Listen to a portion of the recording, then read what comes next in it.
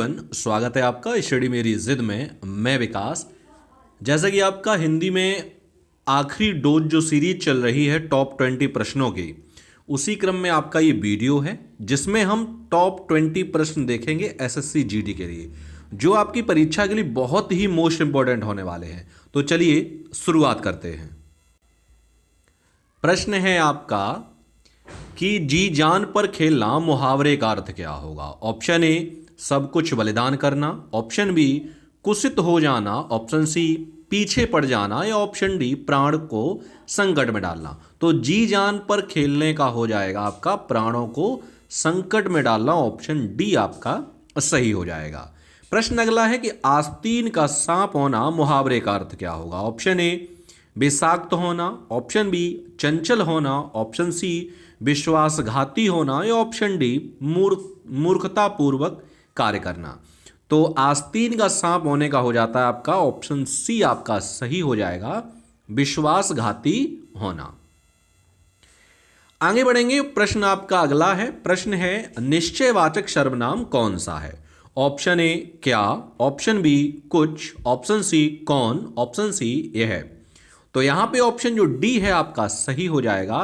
यानी निश्चयवाचक सर्वनाम कौन कौन से होते हैं, तो यह वह ये वे, ये आपके कैसे सर्वनाम है, निश्चयवाचक सर्वनाम है। और कोई और कुछ कैसे होते हैं, तो ये अनिश्चयवाचक हैं। और क्या और कौन तो कैसे हैं, प्रश्नवाचक सर्वनाम है। प्रश्न अगला है योगरूढ़ शब्द कौन सा है। ऑप्शन ए पीला, ऑप्शन बी घुड़सवार, ऑप्शन सी लंबोदर, या ऑप्शन डी नाक। तो यहां पे ऑप्शन जो सी है आपका सही हो जाएगा। यानी योगरूढ़ शब्द कौन सा है, लंबोदर। अब योगरूढ़ शब्द क्या होते हैं, तो योगरूढ़ शब्द वे होते हैं जो दो शब्दों से मिलकर तो बने होते हैं लेकिन कोई तीसरा अर्थ दे देते हैं, उन्हें क्या कहते हैं, हम योगरूढ़ शब्द कहते हैं। तो बहुब्रीहि समास के जितने भी उदाहरण हैं आपके, सभी आपके क्या कहलाते हैं, योगरूढ़ के उदाहरण कहलाएंगे। प्रश्न अगला है कि हिंदी में कृत प्रत्ययों की संख्या कितनी है। Option A 28, option B 30, option C 40, या ऑप्शन डी 50। तो जो कृत प्रत्यय है उनकी जो संख्या है वो कितनी है, 28, यानी ऑप्शन ए आपका सही हो जाएगा। आगे बढ़ेंगे। प्रश्न आपका अगला है। प्रश्न है कि निम्नलिखित शब्दों में प्रयुक्त संधि का चयन करिए। यानी निश्चल शब्द में संधि कौन सी है। ऑप्शन ए विसर्ग, ऑप्शन बी गुण, ऑप्शन सी दीर्घ, या ऑप्शन डी एड़। तो यहां पर ऑप्शन ए आपका सही हो जाएगा। निश्चल में संधि कौन सी है, विसर्ग संधि है। अगर हम इसका विच्छेद करेंगे तो क्या हो जाएगा, नेह धन चल, नेह धन चल, तो क्या हो जाएगा, निश्चल, यानी ऑप्शन ए आपका सही हो जाएगा। अगला प्रश्न है कि निम्नलिखित शब्दों में प्रयुक्त संधि का चयन करें। यानी मनोहर शब्द में कौन सी संधि है। ऑप्शन ए गुण, ऑप्शन बी वृद्धि, ऑप्शन सी विसर्ग, ऑप्शन डी दीर्घ। तो यहां पे जो ऑप्शन आपका सी है यानी विसर्ग संधि, वो आपका सही हो जाएगा। यानी मनोहर का अगर संधि विच्छेद करेंगे तो आपका हो जाएगा मनः धन हर, मनोहर। ऑप्शन सी आपका सही है। अगला है कि वर्तनी, शुद्ध वर्तनी, ग्रहण किस तरीके से आपका लिखा जाएगा। ऑप्शन ए ग्रहण, ऑप्शन बी गिरहन, ऑप्शन सी ग्रहण, या ऑप्शन डी ग्रहण। तो यहां पे ऑप्शन डी आपका जो ग्रहण है वो आपका सही लिखा हुआ है। ठीक है, ऑप्शन डी आपका सही हो जाएगा। चलिए आगे बढ़ते हैं और प्रश्न आपका अगला देखेंगे। प्रश्न है कि सही वर्तनी वाले शब्द का चयन करें। यानी घनिष्ठ जो है वो किस तरीके से आपका लिखा जाएगा। ऑप्शन ए घनिष्ठ, ऑप्शन बी घनिष्ठ, ऑप्शन सी घनिष्ठ, या इनमें से कोई नहीं।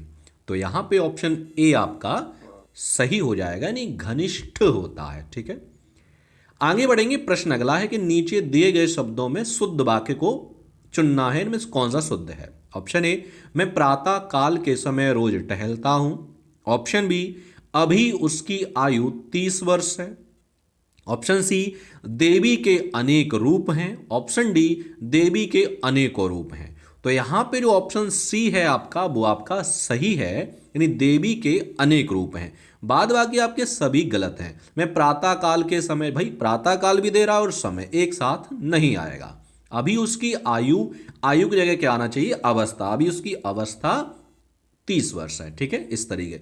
और देवी के अनेकों नहीं होते हैं, देवी के अनेक नाम होते हैं। ऑप्शन डी आपका इस तरीके से सही हो जाएगा। अगला है और फिर से कहा गया है कि नीचे दिए गए वाक्यों में शुद्ध छांटना है, कौन सा है। ऑप्शन ए, देखो आकाश में बिजली गरज रही है। ऑप्शन बी, उसके सारी संपत्ति नाश कर दी।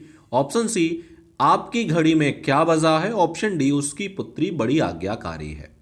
तो यहां पे ऑप्शन जो सी है, यहां पे आपकी घड़ी में कितने बजे ही होना चाहिए था, यानी क्या बजा है, वैसे शुद्ध यही है आपका ऑप्शन सी।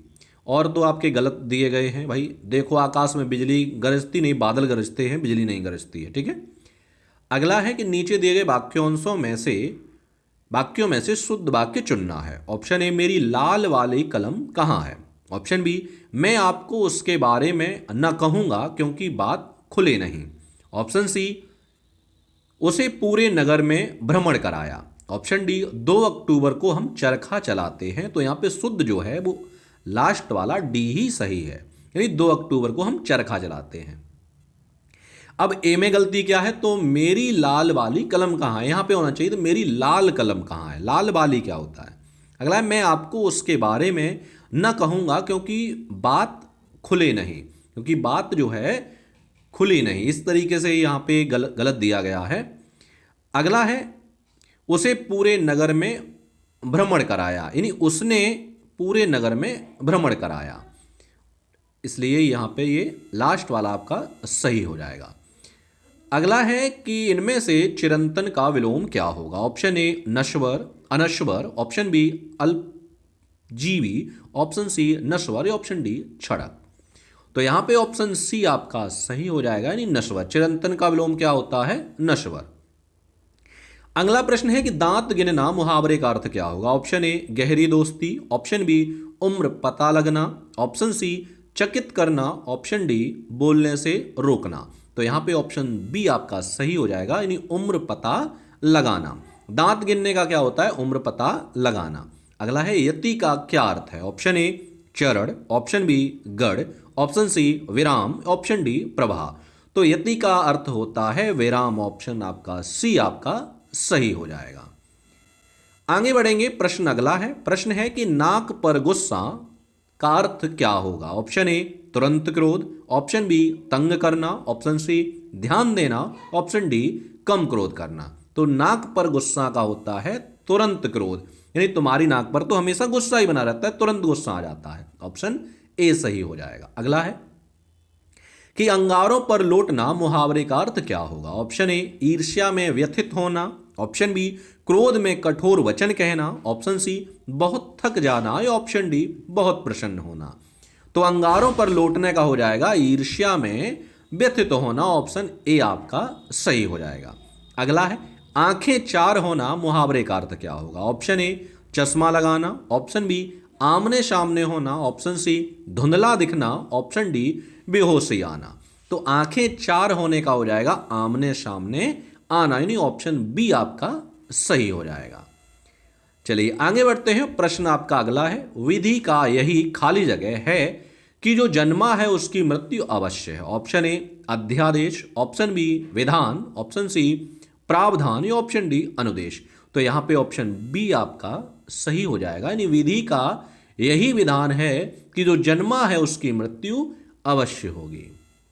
आगे बढ़ेंगे और इस वीडियो का आपका लास्ट प्रश्न है, जैसे जैसे अंधेरा खाली जगह हमें आगे बढ़ने में कठिनाई होने लगी। ऑप्शन ए, निकलता गया। ऑप्शन बी, चढ़ता गया। ऑप्शन सी, फैलता गया। ऑप्शन डी, आता गया।